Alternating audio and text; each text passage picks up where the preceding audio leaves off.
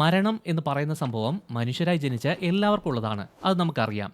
എന്നാൽ ആയിരക്കണക്കിന് വർഷങ്ങൾക്ക് മുമ്പ് ജനിച്ച് ഇതുവരെ മരിച്ചിട്ടില്ലാത്ത 3 പേരെക്കുറിച്ച് ബൈബിൾ പറയുന്നുണ്ട്. അതിൽ യേശു ഉണ്ടെന്ന് നിങ്ങൾ വിചാരിക്കുമായിരിക്കും. എന്നാൽ ഇല്ല. യേശു ജഡത്തിൽ മരിച്ചു എന്ന് ബൈബിൾ വ്യക്തമായിട്ട് പറയുന്നുണ്ട്. ഒരിക്കലും മരിച്ചിട്ടില്ല എന്ന് തന്നെ 3 പേരെക്കുറിച്ച് പറയുന്നുണ്ട്. ശരിക്കും പറഞ്ഞാൽ മൂന്നാമത്തെയാൾ വളരെ നിഗൂഢതയുള്ള വ്യക്തിയാണ്. ആ ആളെക്കുറിച്ച് പലർക്കും അറിയാൻ സാധ്യതയില്ല. ഈ മൂന്നാമത്തെ വ്യക്തിയാണ് ബൈബിളിലെ ഏറ്റവും വലിയ നിഗൂഢതയുള്ള ആള്. ഒരിക്കലും മരിക്കാത്ത ഈ 3 പേർ ആരാണ് എന്ന് വിശദമായി നമുക്ക് ഈ വീഡിയോയിൽ നോക്കാം. ഈ ചാനൽ ആദ്യമായിട്ടാണ് നിങ്ങൾ കാണുന്നതെങ്കിൽ സബ്സ്ക്രൈബ് ചെയ്യുക. നമുക്കിനി വീഡിയോയിലേക്ക് കടക്കാം.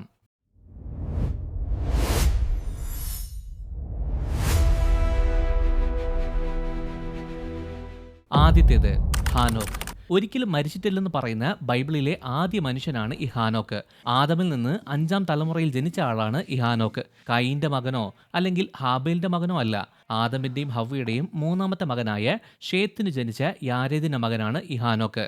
അവൻ നോഹയുടെ മുത്തശ്ശൻ കൂടിയാണ്. ബൈബിളിൽ അറിയപ്പെടുന്ന മറ്റു വ്യക്തികളും ഈ വംശപരമ്പരയിൽ നിന്നുള്ളവരാണ്. ഉൽപ്പത്തി 6-ാം അധ്യായം 3-ാം വാക്യത്തിൽ പറഞ്ഞിരിക്കുന്നത് പോലെ ദൈവം മനുഷ്യന് അതുവരെ 120 വർഷത്തെ ജീവപരിധി നിശ്ചയിച്ചിട്ടില്ലാത്ത സമയമായിരുന്നു. ഒരുപാട് പേർ പല നൂറ്റാണ്ടുകൾക്കപ്പുറം ജീവിച്ചു. അങ്ങനെ ഹാനോക്ക് 65-ാം വയസ്സിൽ അപ്പനായി. അതിനുശേഷം 365 വയസ്സ് വരെ ജീവിച്ചു. മഹാജലപ്രളയത്തിന് മുമ്പുള്ള ഈ പ്രത്യേക കാലഘട്ടത്തിൽ മിക്ക ആളുകളും ദൈവത്തെ അന്വേഷിക്കാറില്ലായിരുന്നു, ആരാധിക്കില്ലായിരുന്നു. അങ്ങനെ ലോകം മൊത്തം പാപം കൊണ്ട് നിറഞ്ഞു. അവർക്ക് ഇഷ്ടമുള്ളതുപോലെയൊക്കെ നടന്നു, ഇഷ്ടമുള്ള കാര്യങ്ങളെല്ലാം ചെയ്തു. പക്ഷേ ഈ ഹാനോക്ക് ദൈവത്തോട് വിശ്വസ്തനായിരുന്നു, ദൈവത്തോട് കൂടെ നടന്നു, ദൈവവുമായിട്ട് നല്ല ആഴത്തിലുള്ള ബന്ധം അവൻ വളർത്തിയെടുത്തു. അങ്ങനെ ആ സമയത്തുണ്ടായിരുന്ന എല്ലാവരിൽ നിന്നും തികച്ചും വ്യത്യസ്തനായിരുന്നു ഈ ഹാനോക്ക്. ഉൽപ്പത്തി 5-ാം അധ്യായം 24-ാം വാക്യം ഇങ്ങനെ പറയുന്നു: ഹാനോക്ക് ദൈവമുൻപാകെ വിശ്വസ്തനായി ജീവിച്ചു. ഒരു ദിവസം ദൈവം അദ്ദേഹത്തെ തന്റെ അടുത്തേക്ക് എടുത്തുകൊണ്ടതിനാൽ കാണാതായി. ഈ ഭാഗം ഹാനോക്കിന് ദൈവവുമായുള്ള അടുത്ത ബന്ധത്തെ എടുത്തു കാണിക്കുന്നുണ്ട്. അത് കാരണം അവിടെ ഒരു പ്രകൃത്യാതീതമായ സംഭവം ഉണ്ടായി. ശരീരത്തിൽ മരിക്കുന്നതിന് മുമ്പേ തന്നെ അവനെ സ്വർഗത്തിലേക്ക് കൊണ്ടുപോകാൻ ദൈവം തീരുമാനിച്ചു. ലൂക്കോസ് 3-ാം അധ്യായം 37-ാം വാക്യത്തിൽ യേശുവിന്റെ പൂർവികരെ പട്ടികപ്പെടുത്തുന്ന സമയത്ത് ഈ ഹാനോക്കിനെ കുറിച്ചും ആ പട്ടികയിൽ പറയുന്നുണ്ട്. എബ്രായർ 11-ാം അധ്യായത്തിൽ പുരാതന ഇസ്രായേലിയരുടെ പൂർവികരെ കുറിച്ച് പറയുന്ന ആ പട്ടികയിലും ഹാനോക്കിനെ കുറിച്ച് പറയുന്നുണ്ട്. അതിൽ അവന്റെ മഹത്തായ വിശ്വാസത്തെക്കുറിച്ചും അഭിനന്ദിക്കുന്നുണ്ട്.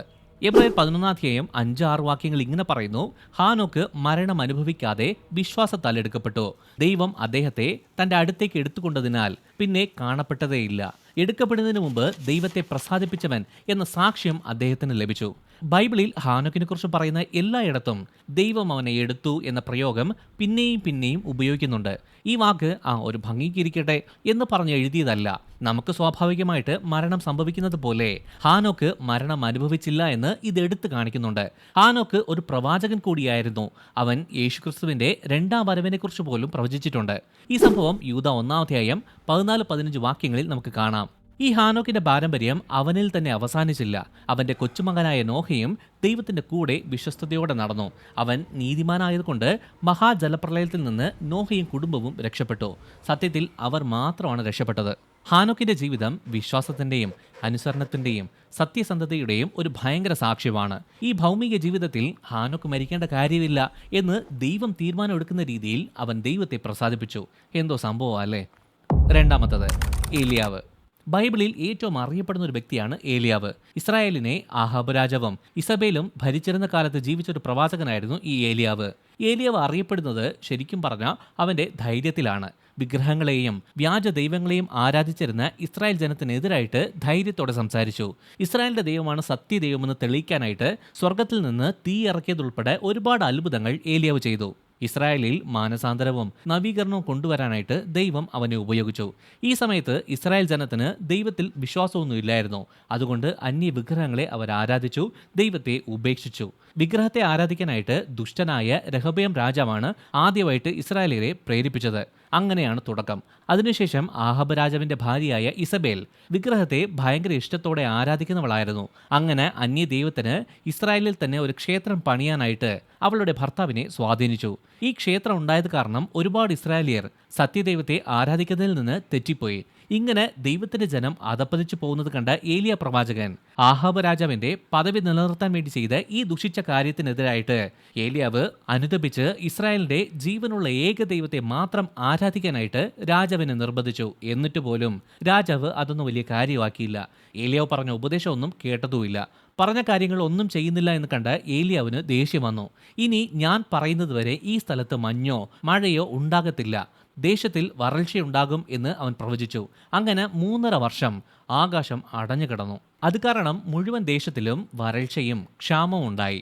ഏലിയാവ് മരിക്കാതെ നേരിട്ട് സ്വർഗത്തിലേക്ക് പോകുന്ന സംഭവത്തെക്കുറിച്ച് ഹാനോക്കിന്റെ സംഭവത്തെക്കാളും നല്ല വ്യക്തമായി ബൈബിളിൽ പറയുന്നുണ്ട്. ഏലീഷ ഏലിയയുടെ സഹായിയായിരുന്നു. 2 രാജാക്കന്മാർ 2-3 അധ്യായങ്ങളിൽ ഇങ്ങനെ പറയുന്നു: ഏലിയാവ് എടുക്കപ്പെടാൻ പോകുന്നുവെന്ന് നേരത്തെ തന്നെ എല്ലാ പ്രവാചകന്മാരും അറിഞ്ഞു. ഏലിയാവും ഏലീഷയും ഒരുപാട് ദൂരം യാത്ര ചെയ്ത് അവസാനം യോർദാൻ നദിയുടെ അടുത്ത് വന്നു. ഇതെല്ലാം ദൂരെ നിന്ന് 50 പ്രവാചകന്മാർ കാണുന്നുണ്ടായിരുന്നു. ഏലിയാവ് അവന്റെ പുതപ്പെടുത്ത് യോർദാൻ നദിയിൽ അടിച്ചു. നദി 2ആയി പിരിഞ്ഞു. 2 പേരും ആ ഉണങ്ങിയ നിലത്തുകൂടി യോർദാൻ നദി കടന്നു. അവർ യോർദാൻ നദിയുടെ കരയിൽ സംസാരിച്ച് നടന്നു പോകുന്ന സമയത്ത് അഗ്നിമയ രഥമെന്ന് അവർ തമ്മിൽ വേർപിരിച്ചു. 2 രാജാക്കന്മാരുടെ പുസ്തകം 2-ാം അധ്യായം 11-ാം വാക്യത്തിൽ പറഞ്ഞിരിക്കുന്നത് പോലെ ഏലിയാവ് ചുഴലിക്കാറ്റിൽ എടുക്കപ്പെട്ടു. മൂന്നാമത്തത് ഏറ്റവും നിഗൂഢമായ ഒരു വ്യക്തിയാണിത്. അതാണ് മൽക്കിസദേക്ക്. ഒരുപാട് രഹസ്യങ്ങൾ അടങ്ങിയിരിക്കുന്ന ആളാണ് ഈ മൽക്കിസദേക്ക്. എബ്രായർ 6-ാം അധ്യായം 19-20 വാക്യങ്ങളിൽ യേശുക്രിസ്തുവിന്റെ പുനരുത്ഥാനത്തിന് ശേഷം മൽക്കിസദേക്കിന്റെ ക്രമപ്രകാരം ഒരു മഹാപുരോഹിതന്റെ സ്ഥാനം എന്നേക്കും വഹിക്കും എന്ന് പറയുന്നത് നമുക്കിവിടെ കാണാം. യേശുവിന്റെ ഒപ്പം മൽക്കിസദേക്കിന് തുല്യമായ പദവി ഉണ്ട് എന്ന് ഇത് എടുത്തു കാണിക്കുന്നുണ്ട്. അങ്ങനെയാണെങ്കിൽ ആരാണ് ഈ മൽക്കിസദേക്ക്? ഉൽപ്പത്തി 14-ാം അധ്യായത്തിൽ പറയുന്നത് പോലെ അത്യുന്നതനായ ദൈവത്തിന്റെ മഹാപുരോഹിതനായി സേവിച്ച ഒരു നിഗൂഢ വ്യക്തിയാണ് മൽക്കിസദേക്ക് എന്ന് പഴയ പുതിയ നിയമങ്ങളിൽ നമുക്ക് കാണാൻ പറ്റും. കനാൻ, മെസപ്പൊട്ടോമിയ എന്ന രാജ്യങ്ങൾ തമ്മിൽ യുദ്ധമുണ്ടായ സമയത്ത് അബ്രഹാമിന്റെ സഹോദരനായ ലോത്തും ആ യുദ്ധത്തിൽ കുടുംബമായിട്ട് പിടിക്കപ്പെട്ടു. ലോത്തിന്റെ ദാസന്മാരിൽ ഒരാൾ മാത്രം എങ്ങനെയോ രക്ഷപ്പെട്ട് ഈ വാർത്ത അബ്രഹാമിന്റെ അടുത്ത് അറിയിച്ചു. ഈ വാർത്ത കേട്ടയുടനെ അബ്രഹാം 318 ദാസന്മാരെ കൂട്ടി ആക്രമിച്ചവരെ പിന്തുടർന്നു പോയി. അവൻ അവരെ കണ്ടെത്തി, ലോത്തിനെയും കുടുംബത്തെയും രക്ഷിച്ചു. അവരെ സുരക്ഷിതമായിട്ട് കനാൻ നഗരത്തിലേക്ക് തിരിച്ചു കൊണ്ടുവന്നു. ഈ രക്ഷാദൗത്യത്തിന് ശേഷം അബ്രഹാം ഒരു പ്രത്യേക വ്യക്തിയെ കണ്ടുമുട്ടുന്നുണ്ട്. അതാണ് മൽക്കിസദേക്ക്. ഉൽപ്പത്തി 14-ാം അധ്യായം 18 മുതൽ 20 വരെയുള്ള വാക്യങ്ങൾ ഇങ്ങനെ പറയുന്നു: ശാലേം രാജാവായ മൽക്കിസദേക്ക് അപ്പവും മീനും കൊണ്ടുവന്നു. അദ്ദേഹം പരമോന്നതനായ ദൈവത്തിന്റെ പുരോഹിതനായിരുന്നു. അബ്രഹാമിനെ അനുഗ്രഹിച്ചുകൊണ്ട് അദ്ദേഹം ഇങ്ങനെ പറഞ്ഞു: ആകാശത്തിന്റെയും ഭൂമിയുടെയും സൃഷ്ടാവായ പരമോന്നതനായ ദൈവത്താൽ അബ്രഹാം അനുഗ്രഹിക്കപ്പെടുമാറാകട്ടെ. നിന്റെ ശത്രുക്കളെ നിന്റെ കയ്യിൽ ഏൽപ്പിച്ചു തന്ന് പരമോന്നതനായ ദൈവം വാഴ്ത്തപ്പെടട്ടെ. പിന്നെ അബ്രഹാം എല്ലാറ്റിൻ്റെയും ദശാംശം അദ്ദേഹത്തിന് കാഴ്ചയർപ്പിച്ചു. ദശാംശം എന്ന് പറഞ്ഞാൽ അത് 10-1. ഇതിൽ പ്രത്യേകം ശ്രദ്ധിക്കേണ്ട ഒരു കാര്യം മൽക്കിസദേക്ക് ശാലേമിന്റെ രാജാവായിരുന്നു എന്നതാണ്. അത് യെരുശലേം നഗരമാണ്. ശാലേം എന്ന വാക്കിന്റെ അർത്ഥം സമാധാനം എന്നാണ്.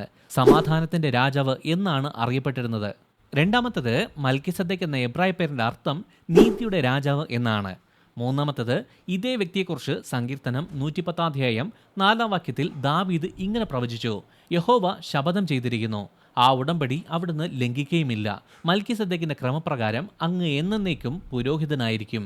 ഈ വാക്ക് എബ്രായർ 5-ാം അധ്യായം 6 മുതൽ 10 വരെയുള്ള വാക്യങ്ങളിൽ പിന്നെയും എടുത്തു പറയുന്നുണ്ട്. എബ്രായർ 7-ാം അധ്യായം 3-ാം വാക്യത്തിൽ പറയുന്നു: മൽക്കിസദേക്കിന് പിതാവും മാതാവും വംശാവലിയും ജീവാരംഭവും ജീവാവസാനവും ഇല്ലാത്തവനായി ദൈവത്തിന് സമാനമായ നിത്യപുരോഹിതനായിരിക്കുന്നു എന്ന് ഈ വാക്യം എടുത്തു പറയുന്നു. ഈ വാക്യമാണ് മൽക്കിസദേക്ക് മരിച്ചില്ല എന്നതിന് ഏറ്റവും വലിയ തെളിവ്. പക്ഷേ ഒരു ചോദ്യം മാത്രം പിന്നെയും ബാക്കിയുണ്ട്: ആരാണ് ഈ മൽക്കിസദേക്ക്? ഒരുപാട് പേര് വിശ്വസിക്കുന്നത് മൽക്കിസദേക്ക് യേശുക്രിസ്തു എന്നാണ്. നമുക്കതിനെക്കുറിച്ച് ആഴമായിട്ട് നോക്കാം. എബ്രായർ 7-ാം അധ്യായം 20-21 വാക്യങ്ങളിൽ അങ്ങ് എന്നേക്കും ഒരു മഹാപുരോഹിതൻ എന്ന് കർത്താവ് സത്യം ചെയ്തിരിക്കുന്നു, അതിന് മാറ്റമില്ല എന്ന് നാം വായിക്കുന്നു. മാത്രമല്ല, യേശു എന്നേക്കും മൽക്കിസദേക്കിനൊപ്പം പദവിയുള്ളൊരു പുരോഹിതനാണ് എന്നും പറയുന്നു. നീതിയുടെ രാജാവ് എന്ന് അവൻ്റെ പേര് തന്നെ ഈ അവകാശവാദം സത്യമാണ് എന്ന് പലരും ഉറപ്പിക്കുന്നുണ്ട്. മത്തായി 19-ാം അധ്യായം 17-ാം വാക്യത്തിൽ യേശു തന്നെ പറഞ്ഞു: ദൈവം ഒരുവനല്ലാതെ നല്ലവൻ ആരുമില്ല. മൽക്കിസദേക്കിന്റെ പേരിന്റെ അർത്ഥം തന്നെ നീതിയുടെ രാജാവ് എന്നാണ്. ഇതിൽ നിന്ന് തന്നെ ഏകദേശം നിങ്ങൾക്ക് മനസ്സിലായി കാണുമെന്ന് തോന്നുന്നു. എബ്രായർ 7-ാം അധ്യായം ഒന്ന് നോക്കിക്കേ. ഈ മനുഷ്യൻ സമാധാനത്തിന്റെ രാജാവാണ് എന്ന് പറയുന്നു. യെരുശലേം എന്ന് പേരുമാറ്റിയ ശാലേം എന്നതിനർത്ഥം സമാധാനം എന്നാണ്. യേശുവിനെ സമാധാനത്തിന്റെ പ്രഭു എന്നും പറയാറുണ്ട് എന്നത് ഓർക്കുക. അതായത് ഒരു മനുഷ്യനും സമാധാനത്തിന്റെ രാജാവാകാൻ കഴിയില്ല, നീതിമാൻ ആരുമില്ല എന്ന് റോമർ 3-ാം അധ്യായം 10-ാം വാക്യം എടുത്തു പറയുന്നു.